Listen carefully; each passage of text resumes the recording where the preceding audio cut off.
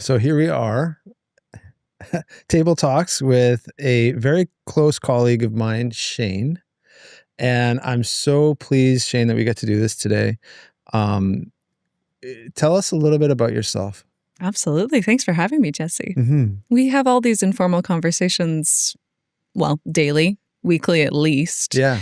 So it's nice to record one. It's really nice. It's very fun. Yeah, I think we're in for a real treat today. So you are a what? You are a physiotherapist. I'm a physiotherapist. I am a friend, a wife, a coworker. I'm a daughter. I am an adventurer, traveler.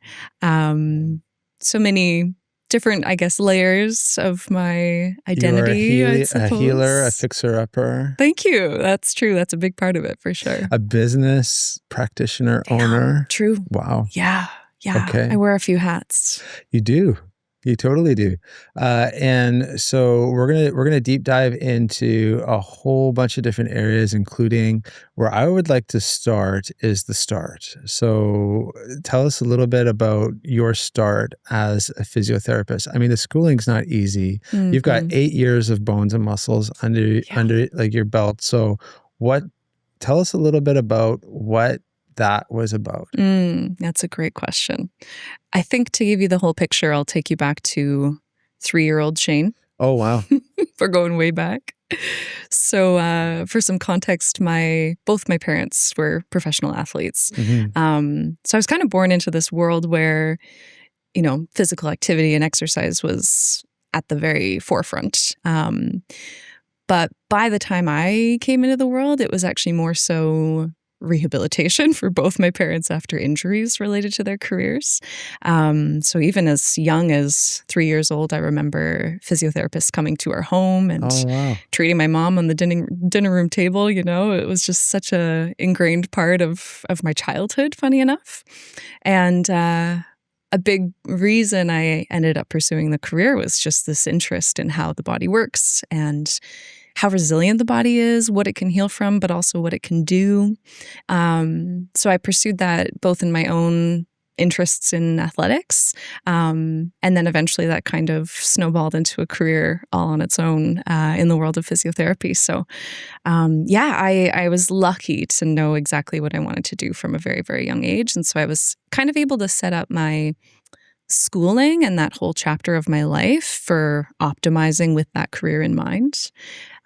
Fast forward, a few decades now. We're in it. We're 7 years into treating as a physio, and I'm so grateful. I know it was the right choice for me. That's for sure. Oh, 100%. You're amazing at what you do. And everyone is very, very fortunate to have you. Thank you. As their physiotherapist. And I didn't know that. I did not know that whole That's the backstory. I know. Yeah. It's crazy, hey? Thank you for sharing that. Absolutely.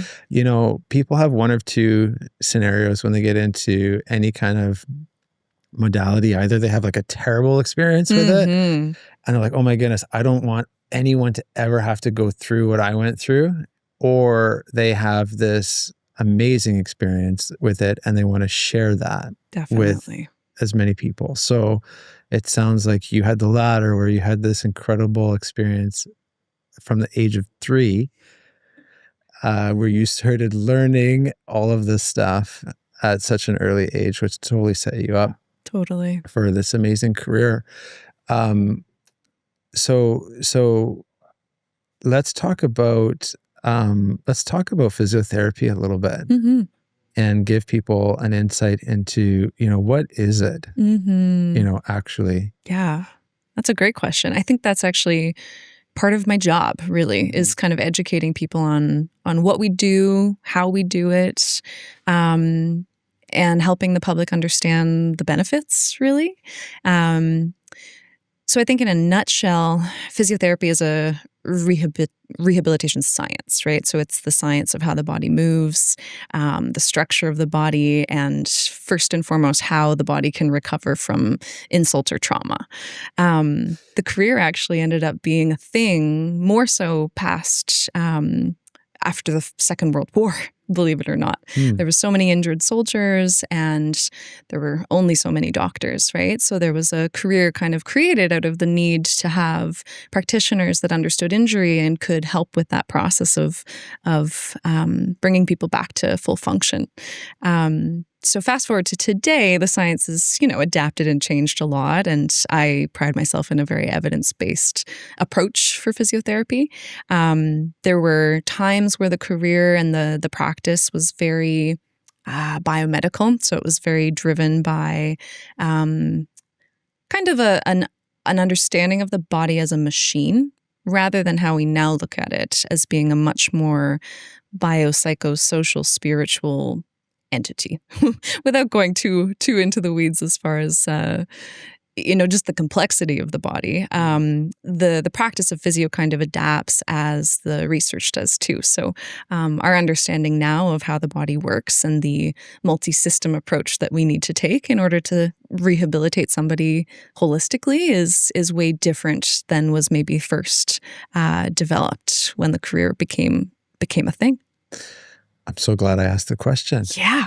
Thank you for that answer. And that's the deep dive part that I think we don't really get to touch on much, right? I think a large part about being a physiotherapist is actually having to educate the public on what we do, right? It's, there's a percentage of the population that probably knows, like, yeah, I had a ski crash and I can go see my physiotherapist and they're able to assess and diagnose the injury and determine if it's something that'll need imaging or not.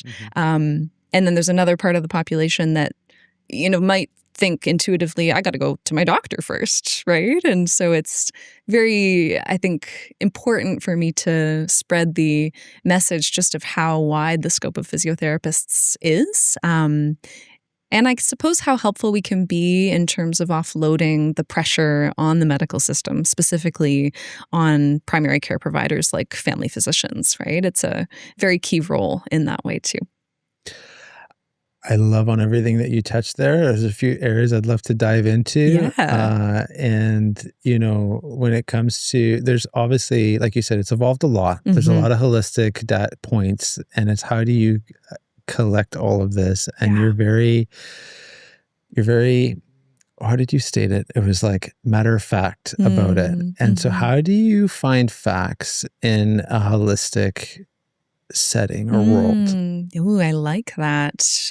In other words, how do you blend this objective data, right? The stuff that you can see, touch, smell, feel, with maybe more of what we'll call like the subjective data that the person tells you about their experience, but you'll never actually be able to know truly, if that makes sense.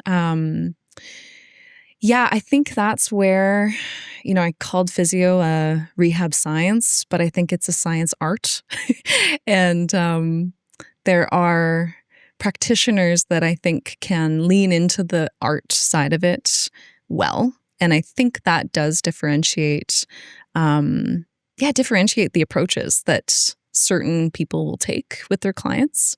For myself, I think the blending of those two worlds, the subjective and the objective, has been kind of a journey in learning how to treat every single client as an individual. In research, we would say N equals 1. So there's only one person in this study. That's true for every single person that walks through my door. Is that person is mine to understand and be curious about and gather data that is both stuff I can see, touch, and feel, and also stuff they will tell me about their experience. Incredible. So no two people, no two bodies are alike. And correct. So they may look that way as far as the outside. But they're not. Correct. Wow.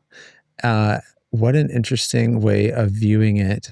And so I want us to start speaking as much English as possible for, because you take it to such an in-depth place, which I know there's people who are going to really appreciate that.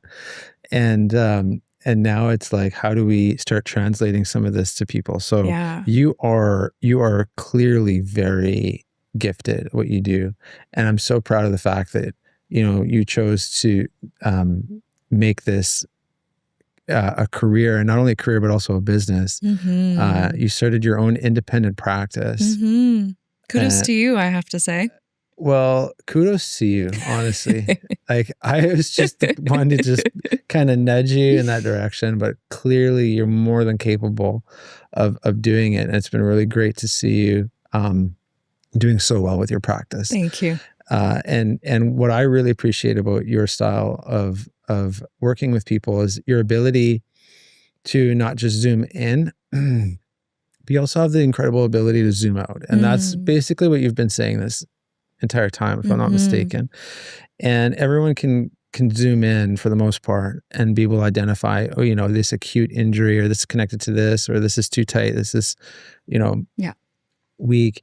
But it's also the ability to zoom out and see what are the external factors that might be causing some of this stuff. Absolutely. And that's an area that you need to be equipped with so many different tools in order to do that. So can you just maybe share on some of that and why that makes you, I guess, a more effective physio? Absolutely. Yeah. I think it's, multifaceted for sure.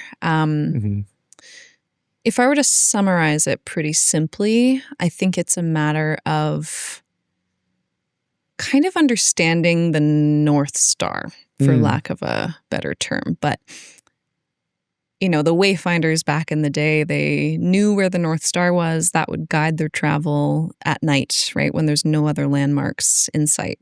I kind of think about that process that you're describing of... I'm curious now, what's the North Star? Oh my gosh, what Jesse, is the North do I have Star? to pull up a chart here? Just kidding. So it is a star. It's a burning ball of fire. Oh, interesting. In the universe, in the night sky, and it is considered to be due north. So it's directly north. Depending, you have to, I think, be in the northern hemisphere, but it's the star that would, if you were to follow it, take you north geographically. Thank you. And in this particular application, what is the North Star with your clients? Yes. What is it? Great question. That is something they tell me. Okay. That is the process of kind of understanding and developing a goal, but also an understanding of who they are.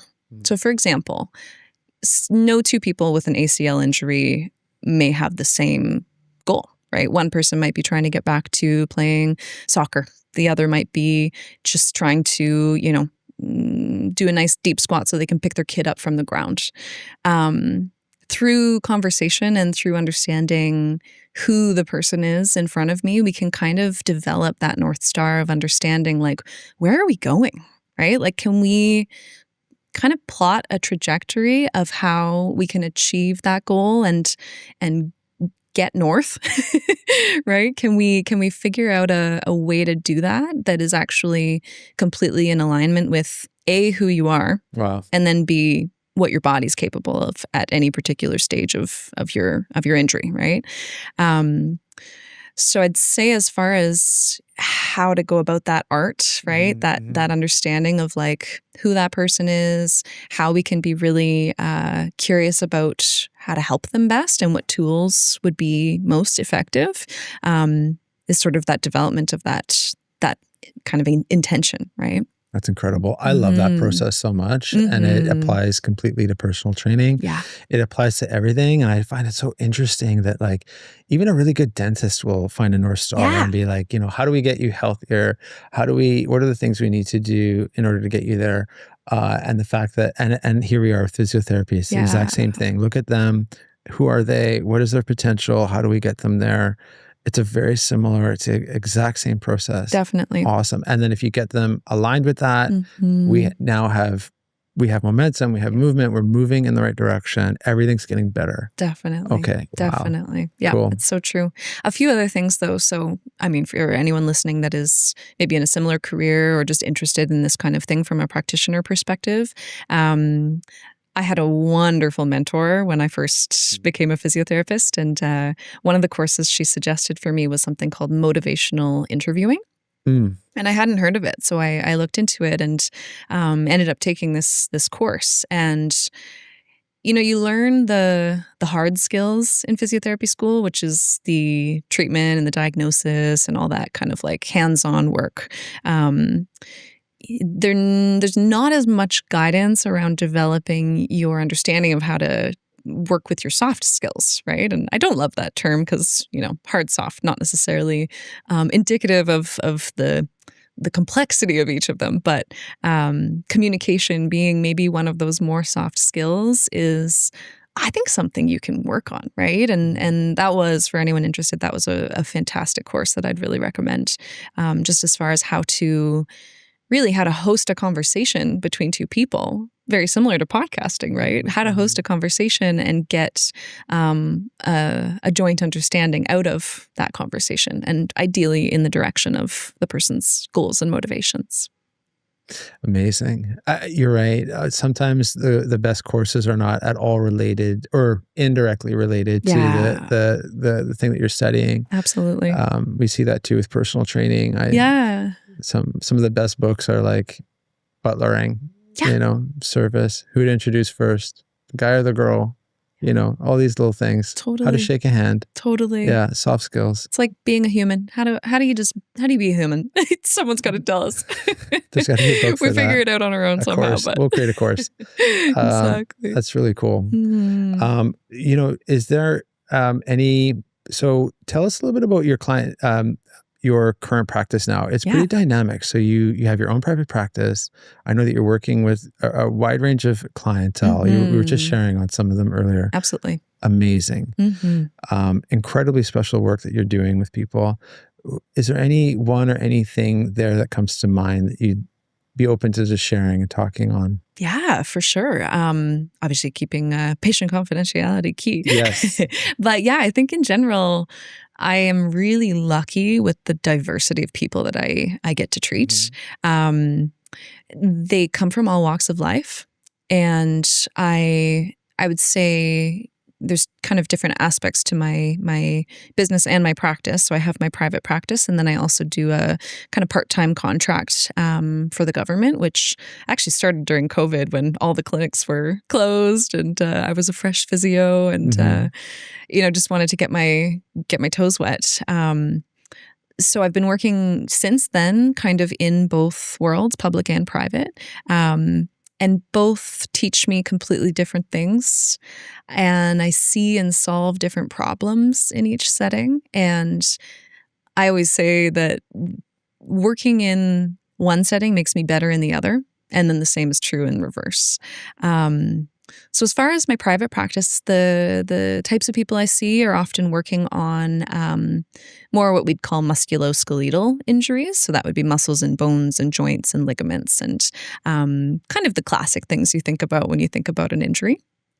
Whereas in public, I could be working with, someone who recently had a new spinal cord injury or a stroke or a new diagnosis of, COPD or a respiratory illness. It's a very multifaceted job, and in a way, I think I use different parts of my brain for each one.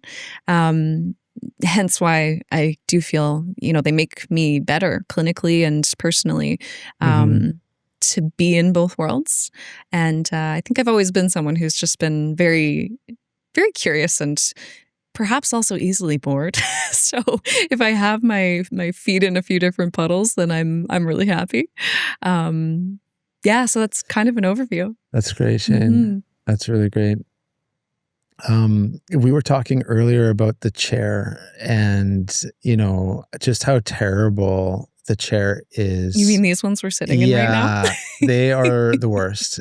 And, I know myself ever since I came off the training floor and I've been sitting, my age, my body, my everything is just worse. Yes. So just how bad is it? And is it possible to be really active and sedentary all at the same time? How is that? What are you seeing with people that are going to the gym and trying to be active and they sit all day? Yeah. That's a big one. I think it's the affliction of our generation, right? It's it's a relatively new thing in the grand scheme of life to sit for 8 hours a day, right? It is a newer issue that we're dealing with. And what we're now seeing in the research is actually a term that we were chatting about, which is the active sedentary person. So that exact person you're describing who might have a 9-to-5 job, and at 5 o'clock they get up, they go to the gym, they're in there for 30 to 60 minutes, and then they're back home, watching TV or hanging out on the couch. And it's a real challenge, right? To break up these periods of time when we're fully sedentary, when we're physically not moving our bodies. And what we're now seeing is actually the act of moving your body in a small window of time doesn't have all the positive benefits in comparison to if we were to address that period of time where we've been sedentary. In other words, small bits of movement rather than one meal of movement is better. I love the term movement snacks. That's this idea. Snacks. Yeah, that's this idea of taking little snacks rather than just having a full meal deal. Take little snacks of movement when you can and try to interrupt and break up those times when you're sat in the chair. That's so great. Yeah. It's kind of the elephant in the room, because how can you get, super fit, or if you've got these nagging injuries, but you sit all day, it's going to be really hard. It's so hard. Yeah. And I have to tell you, I don't have a magic wand nor a, perfect fix aside from education.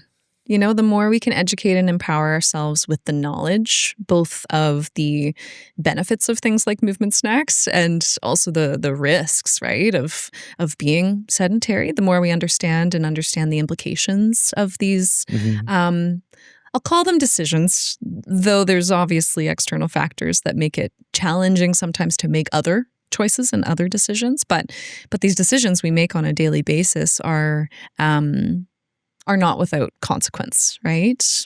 Absolutely. Education is really key for that piece. Yeah. Agreed. Yeah. Agreed. Okay. Movement snacks. I'm going to remember that one. Absolutely. Set your timer, Jesse. Every hour, 10 air squats. I'll be watching. That's a great. Okay. Accountability. Thank you, Shayne. Totally. Need that. Totally. Okay. So, now with that, are there any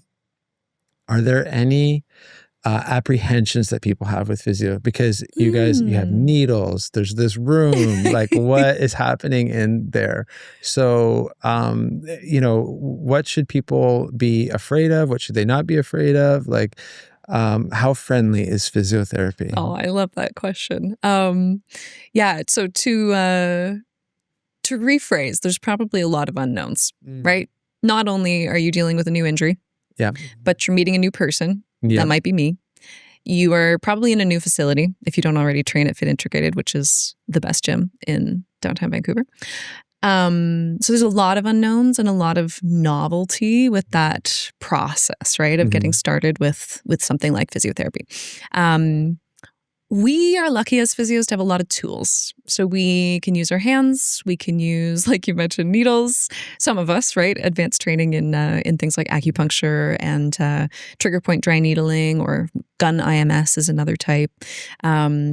There's also practitioners that use different kinds of modalities. We refer to them as laser, shockwave, lots of different devices, right? There's so much we can do. Love the tools. Yeah, so many tools.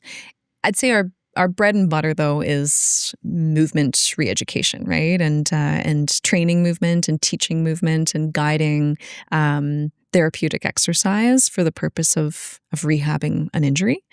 So with all these tools, I think it's helpful in advance as a client or as a patient to know that your physio is well equipped to deal with your injury from a lot of different perspectives and approaches. Because if one thing's not working very well, or you have a bad experience with one thing, ideally, your physio has 10 other tools in their toolbox that they can pull out and use in your particular case. So that'd be my advice as well when you're kind of shopping around. If you have a new injury and you're kind of like, how am I going to best treat this? Finding somebody not only who you feel like you might connect with, but also someone who has a really robust set of tools at their disposal. And that's what I really appreciate. Every time I talk to you, I'm like, man, like Shayne is a doctor. Like Shayne is kind of, but not really. You kind of totally are, because, you know, what we have here is like, I'm a trainer, right? You're a physio, right? And so it's this interesting thing where it's like, it's really helpful, I think, for trainers to have a better understanding of what you do. Totally. I think it's pretty easy for the most part for you to know what we do. There's definitely some similarities there between the two. I'd love to talk about that actually. And that maybe that intersection as well. Yeah. Within training, there's this whole thing of like, stay in your lane, or like there should be, or the number one thing in all certifications is when in doubt, refer out. And that's something I've always been like, okay, this is outside of my scope. I'm going to refer them to a bone and muscle doctor like Shayne, so that I can get the homework exercises and the do's and the don'ts for the programming, and do what I do best, which is accountability, making sure that they do the homework, they do the thing, during their check-ins with me throughout the week, their workouts or whatever. But where do you think we get it right, and where do you think we get it wrong? Because our worlds are colliding. Physiotherapy and training, and I use that word because they're not like just, the medical and the fitness and everything. It's not just like coming together like this. It sounds great, but the actual thing of it is not, been a challenge. So, where do you think that intersection lies? And where are we at, and where are we going, and how does it work? And I think anything we can touch on in this area is going to be helpful, I think, for everyone. I agree. Yeah. Yeah, it is a bit of it's a new wave, right? Of the rehab approach moving towards more of a active, exercise focused interventions as being the predominant way to actually treat holistically, right? To kind of work on all these multiple systems of the body at once. That colliding with probably this time in our world where people are craving more in-person connection. They're gravitating to places like gyms. They want those third spaces. They want to move their bodies if they're working 9 to 5. So there is actually this interesting time where we are seeing a lot of overlap. And I think the way actually you and I and the team have set it up is fantastic, where there's a really nice referral network back and forth.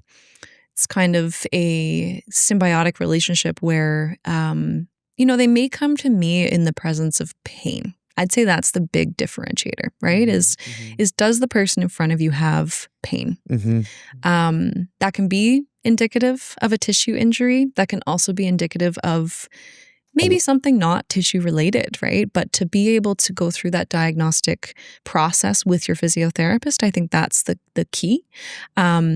And then ideally, we get them to a place where they're pain-free or their pain is better controlled.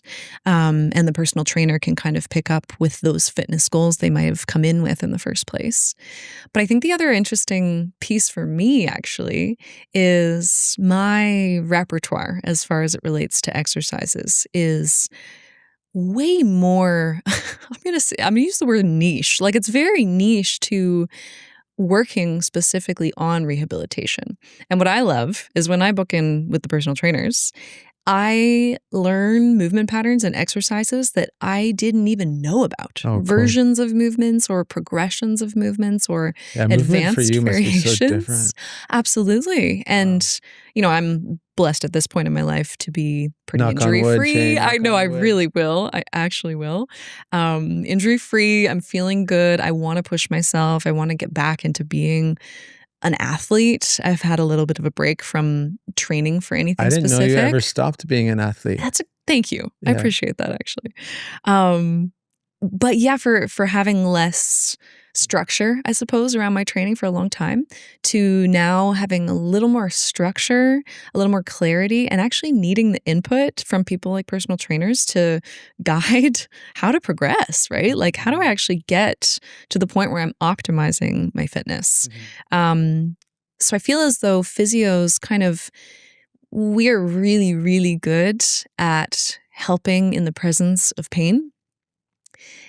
And personal trainers are incredible at optimizing the person who is pain-free, who comes in with a really clear goal around their fitness.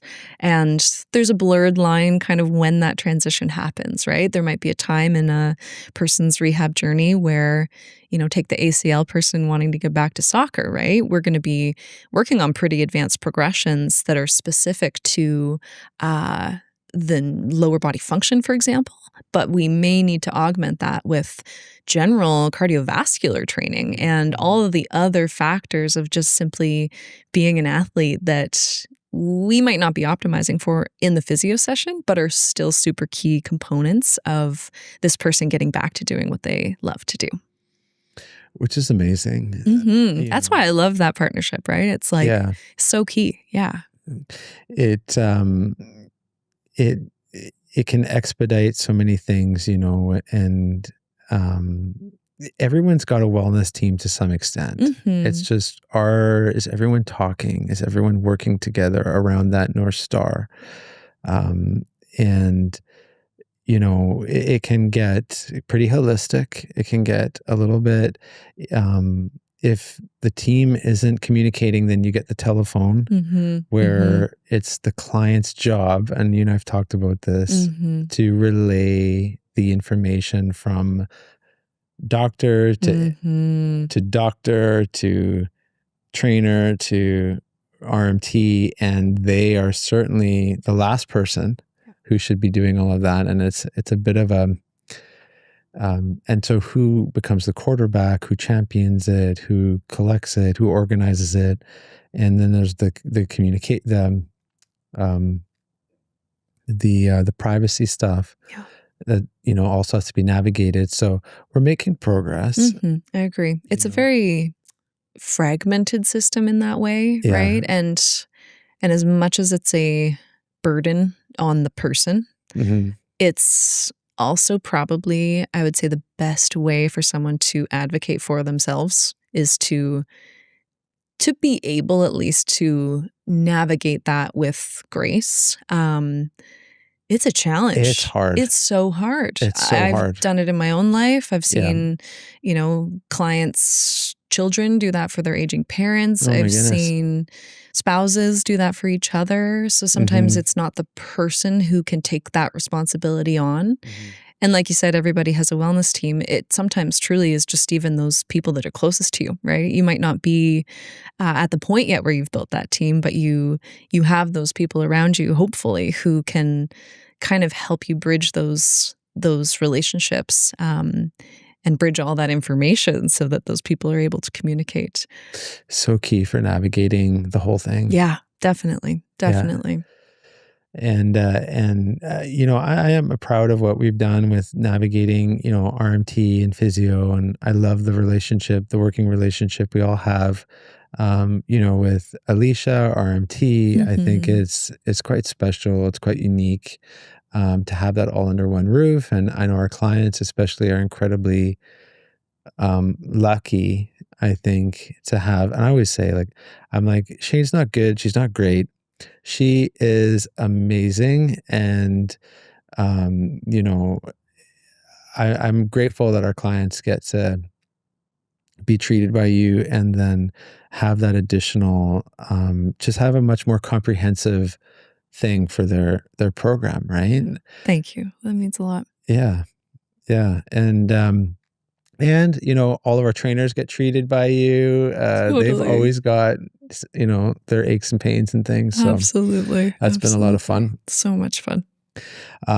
You in addition to all of your physio things, you do a lot of other things. You are an adventurer at heart. You work hard. Work hard, play hard. Work hard, and you play hard. Let's get into some of the play. So the fun stuff, like where have you been recently? You were traveling. Yeah. You have more travel planned. You got it. What's next? Gosh, yep. Just got back from a little, well, I say a little. Morocco was half of Morocco. it. Little Morocco hang. South of France, we added on there at the end. Funny thing to contrast Morocco and Monaco. That was a very cool, very cool kind of pairing. But yeah, I do. I love to travel. It's, I think, maybe kind of grounded in what we were chatting about earlier of just being curious. I'm curious about people. I'm curious about the world. And I find one of the best ways to express that is through firsthand experience of meeting people from different places, learning about different cultures, learning about different traditions. And it feeds me in a way that nothing else really does. That makes so much sense. Yeah, it's so amazing in that way. It kind of makes you better, no? It's like you were saying earlier, working in different places, maybe traveling different places, meeting different people, different lifestyles, all of that carries. I never even thought of that. Absolutely. That's the art piece, right? Oh, That's wow. like, I think you as a person carry the experiences that you've accumulated through your life. And I feel so lucky to have had so many of these kind of travel related experiences that only ever feed back into me and what I do. I heard this really cool term recently, which stuck with me, which is that experiences give you memory dividends. Memory dividends. That went way over my head. I know. Sorry. We'll break that one down. We'll break that one down. So you make an investment, let's say, right? You put some money in, call it the stock market. And if you buy a certain stock that has a dividend, that means that stock will pay you a little bit of money back as you own that stock. But if you spend your money on things like travel, this might just be a long way of justifying how much I travel.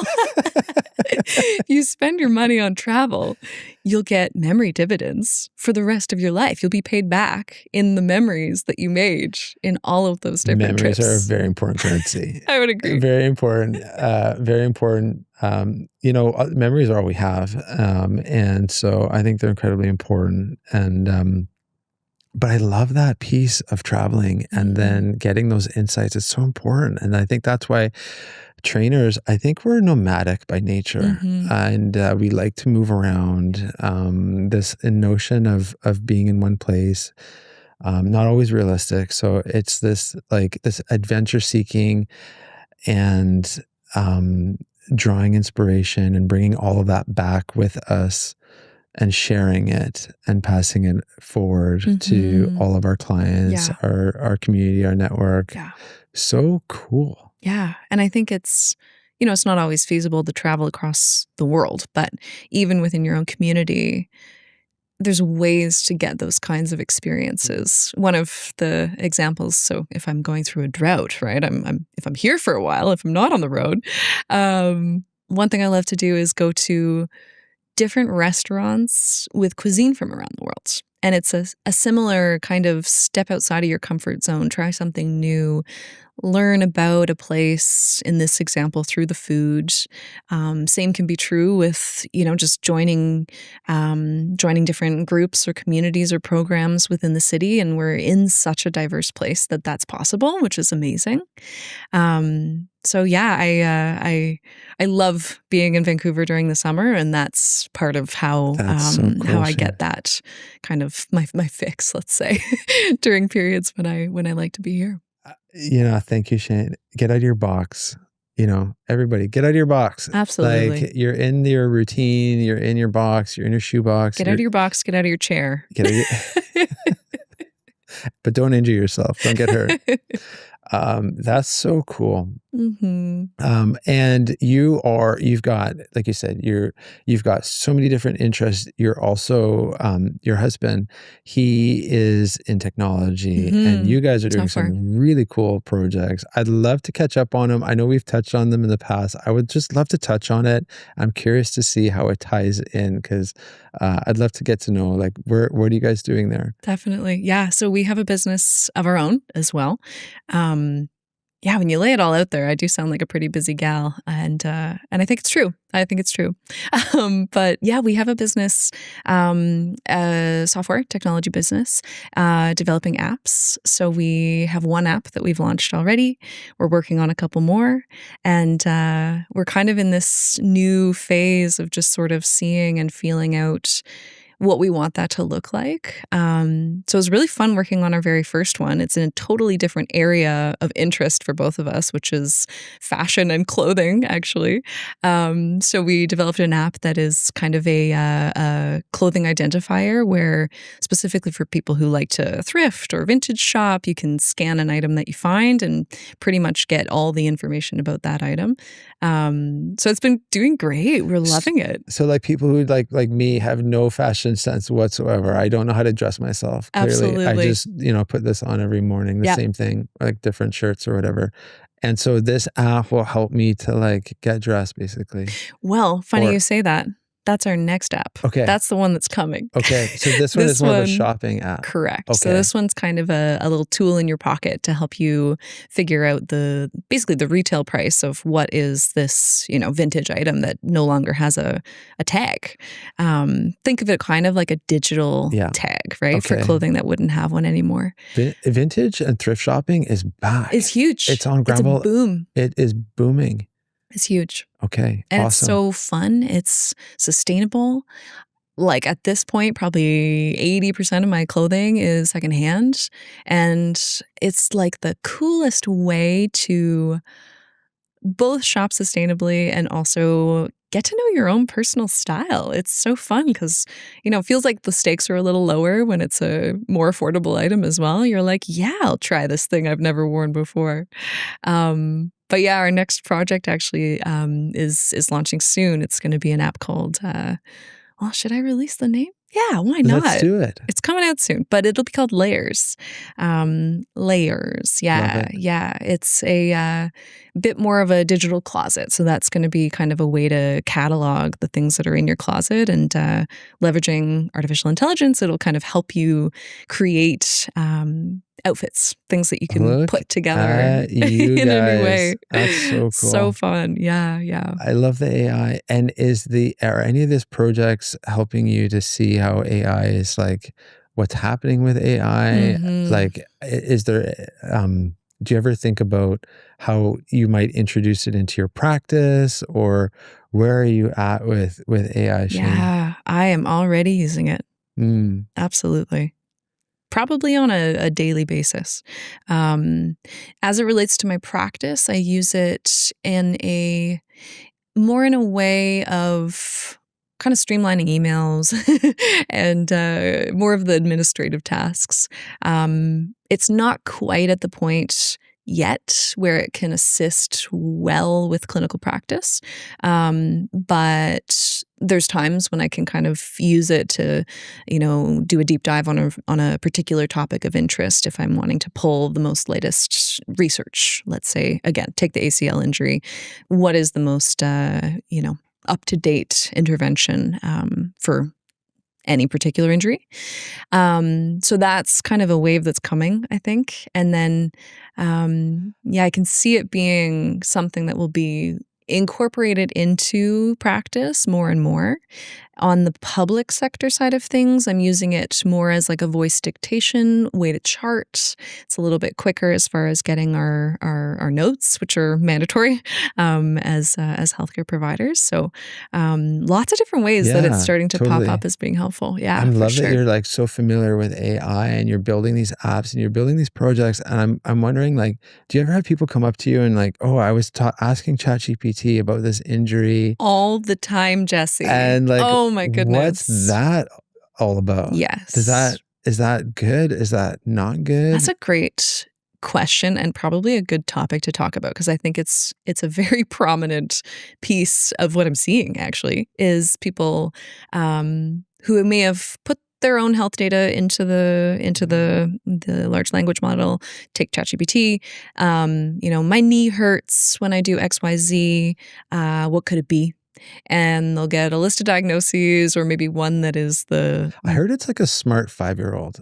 It's getting smarter. It's getting smarter, but it's yeah. But it also, at this point, it kind of goes back to what we were talking about as far as the different perspectives you can take on the body, right? And so it will be very good at diagnosing those very biomechanical focused injuries because they're data driven, right? And they're very objective in nature. There's a right and a wrong.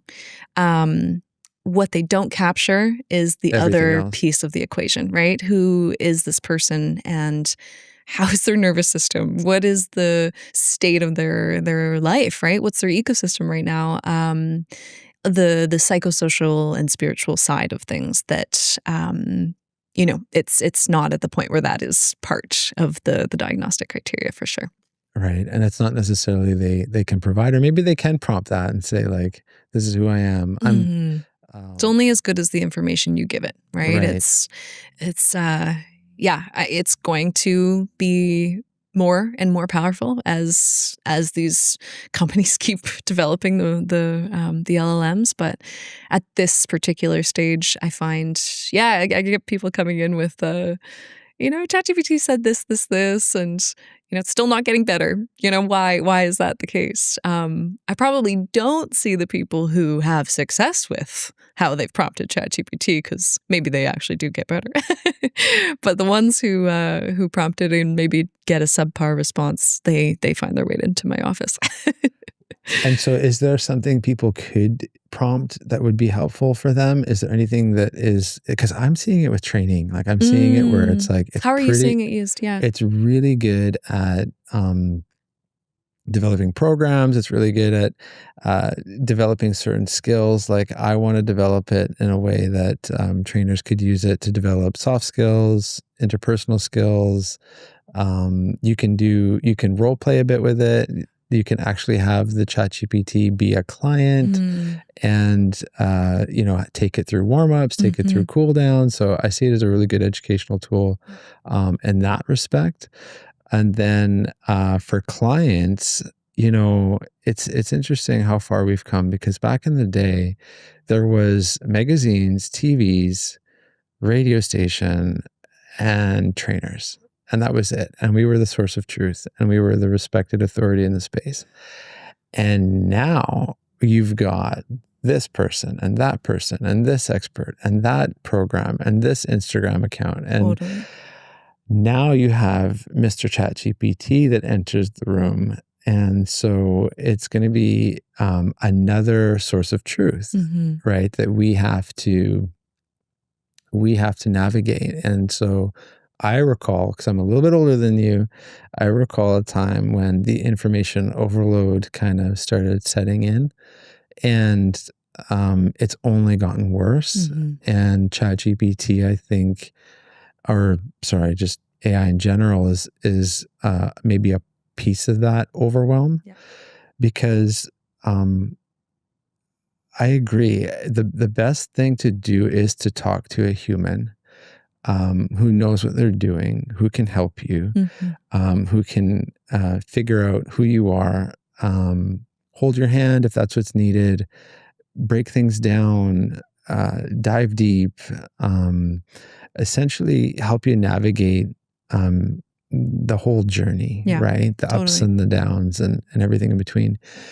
Can ChatGPT do that? No. What are things that it's very good at? It's good at analyzing form. It's good at providing feedback. It's good at designing a program. But not all of that is always applicable to real life. Yeah. And it can't build a relationship, right?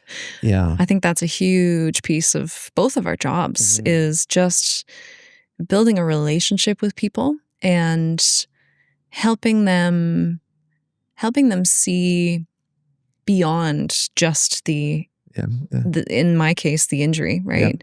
And I always kind of joke with some of my clients, especially the ones who are dealing with more of like a complex chronic pain type presentation. People that have had pain for decades, and there's been no particular improvement necessarily. And navigating a journey like that is very different than an acute injury that has a very clear protocol of what to do. So I can see, cases where AI is fantastic if it's a really clear diagnosis and there's a protocol to follow. Absolutely. It's something that I think will give people the tools and the resources, especially in places where access to healthcare is less. I was going to say. Yeah, it'll empower a lot of people to be able to take their health into their own hands.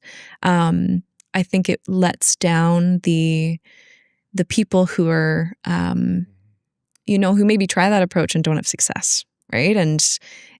And to feel like you have failed when the all-telling truth has told you this should help you is not a healthy feeling, and nor is it an appropriate or real reflection of what's happened.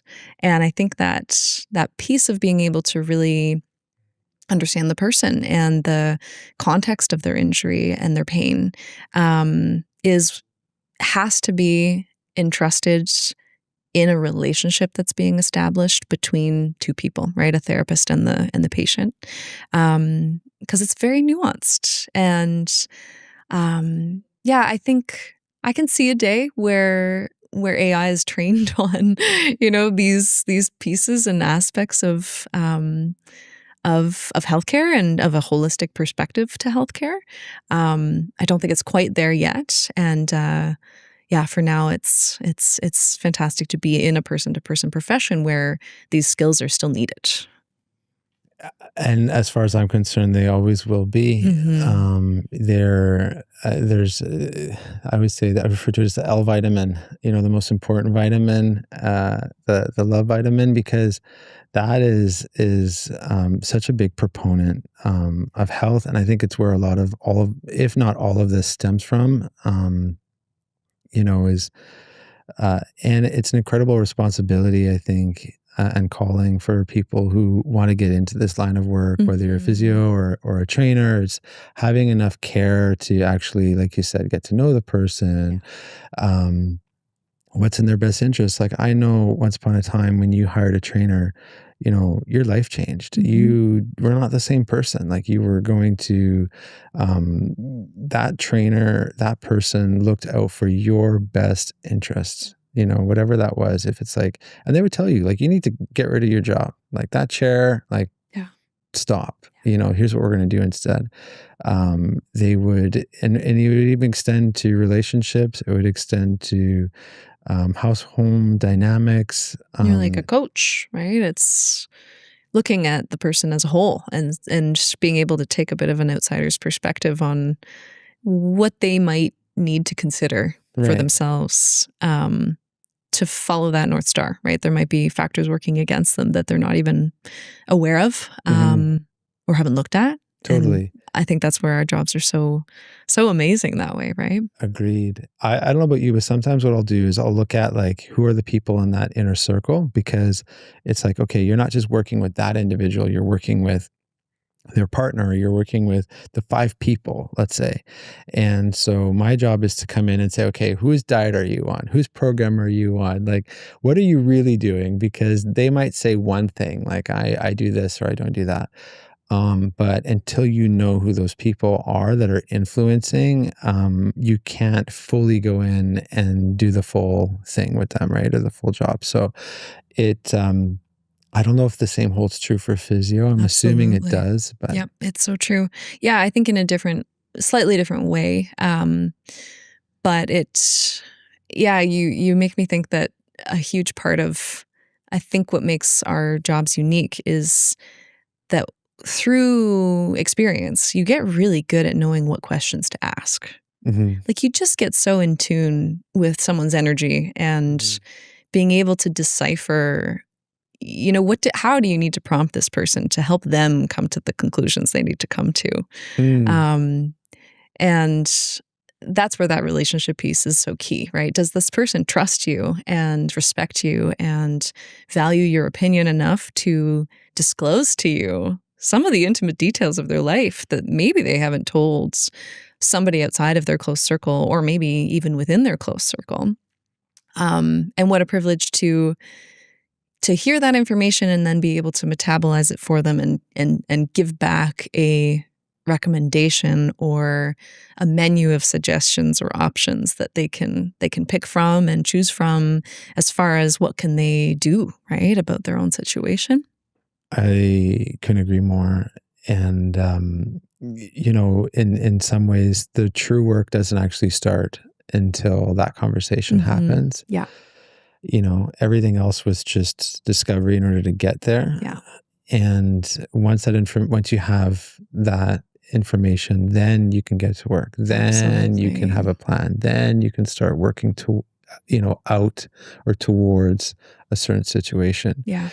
And that takes time, right? I remember actually when I was first starting in my career as a physiotherapist, and the clinic I was working at, assessments were 30 minutes, which if you're a doctor, that's a long time, right? Normally it's, you're lucky if you get 5 minutes, maybe 15 with your patients. But even 30 minutes felt really constrained for the types of conversations I wanted to have with people.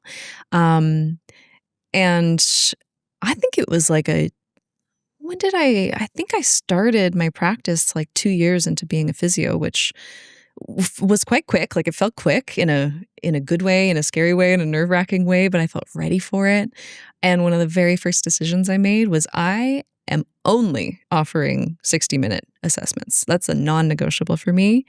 I can't do my job well enough when time is the constraint.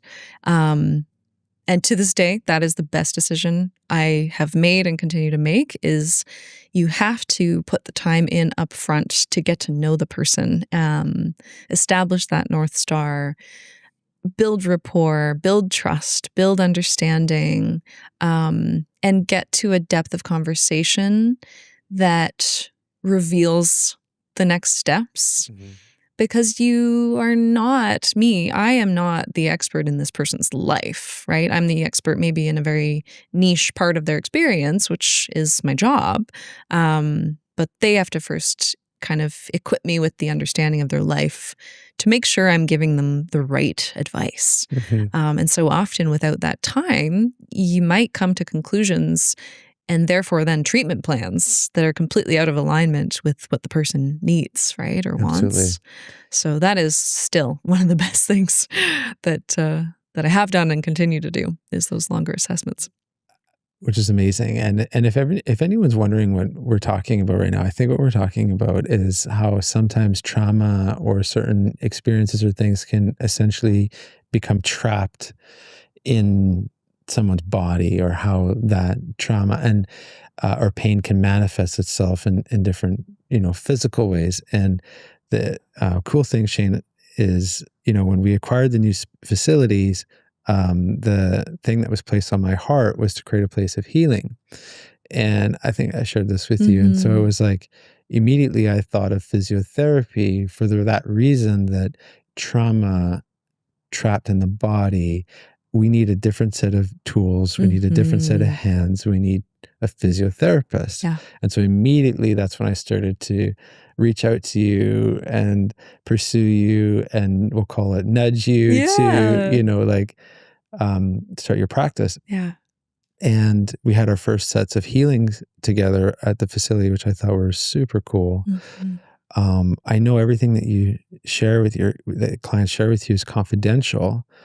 I'm happy to share on some heavy things that clients have shared with me, but I don't know what are your thoughts on sharing with people what some of those conversations could look like? What are they, actually? Yeah. Well, I think in general, we don't think of, well, maybe we do, but we don't often think of physical injury as a trauma. We might not use that language, but it is, right? It is.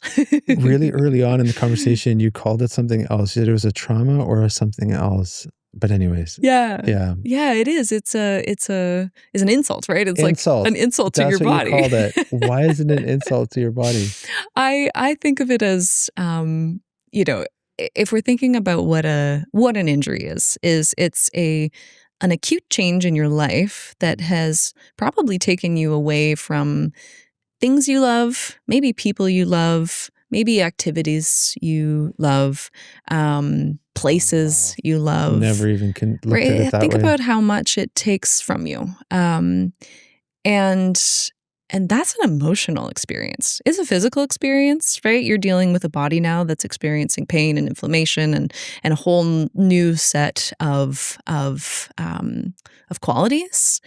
But at the same time, you're removing this person from all the things that were helping them love being a person, right? Like all the things they enjoyed about their life. So without understanding or acknowledging that, I think we miss the mark.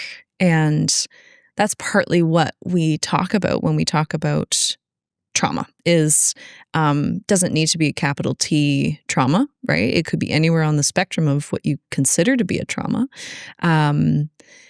But with that and with a trauma-informed approach, which in healthcare is basically just the way you're communicating with someone and the style of conversation you might have with them is informed and sensitive to the possibility that this person is dealing with a trauma. That piece, I think, is really essential to someone feeling heard and validated in their experience, even if they haven't framed or thought of their experience in that way. But I think if we start from there and then we can layer on the pieces around, the concrete logistics of the next steps that you're going to take to heal this thing. If we start from a foundation just of acknowledging like, yeah, this is really hard. This really sucks. How are we both going to cope in the meantime? Can I equip you with some of those skills? And then can I also help you work back towards where you want to be? I think of it sometimes, the term physical therapy, right? Sometimes my job is very heavy on the physical and other times it's very heavy on the therapy. And to be clear, I'm not a mental health provider, but there are patterns of behavior and emotional coping that I think physios, if they're aware of it and sensitive to it, can start to spot in their clients and support them through in a way that other providers might not be able to, because we have this unique link between being able to ground things in both the physical body as well as kind of the more psychosocial experience. I learned a new word today. Which one? Physiotherapy. And, personal training. And absolutely. There's 2 words. Yeah. Or 4. But, how cool is that? Yeah. And, I'm so glad that you and I got to do a little bit of deep diving together. Totally. We got to do we moved around a little bit and covered a lot of interesting things today. But Shayne, you're an absolute blessing to all of the clients that you serve, to the community. You've made such a huge impact already early on in your career. You are fully booked, as you should be. But I guess if somebody were to find you, where would they find you? On a mountain, in a restaurant, in another country? Yeah. It depends on the day. It's so true. Yeah, I guess the easiest place is my website, River Flow Physio. So my middle name is River, actually, which is where the name comes from. Riverflowphysio.com. That's where all my information lives. I am fully booked, but I typically do have, if I'm doing my job right, I always joke, if I'm doing my job right, I have turnover in my clients, right? That's the goal, is you come into my office, I don't want you to stay there. Ideally, you are getting back to what you love quickly. So I'm booked, but there's always fluctuation, always change in that caseload. So if anyone's dealing with anything that they think I could help with, I'm more than happy to. Amazing. Any parting words of wisdom? I know we had a little funny saying before we got on today on the podcast. What was it? I can't remember it now. Something safe, get hurt safely. What was it? I can't remember. I don't either. But I will say, honestly, for you, I wanted to thank you because I mean, I've done it informally, but I think it's worthy that the podcast hears it too. But I would have never thought that on my bingo card, I would have opened a business as like a physio with 2 years of experience. I did not think that was something I would be capable of. But without that confidence you instilled in me and this understanding of like, I'm here to support you. I actually believe you can. And maybe over time you'll believe you can. That was the confidence I needed. And now I look back and I'm like, couldn't have happened any other way. This is like exactly where I need to be. I feel so well supported. We have such an amazing team. So yeah, I think I feel blessed to have a mentor and a Jessie in my life. Oh, wow. Thank you. It's like I said, it's my purpose, right? Is that we have a saying at NPTA, it's we believe in you. So not everyone has this perfect plan or answer all the time. So it's just that belief, right? If somebody believes in us, then what else do you need, right? You can do anything. So super proud of you. Thank you. And I cannot wait to see as you continue to blossom in your career. And it's been an absolute pleasure, Shayne, having you on today. Thank you so much, Jessie.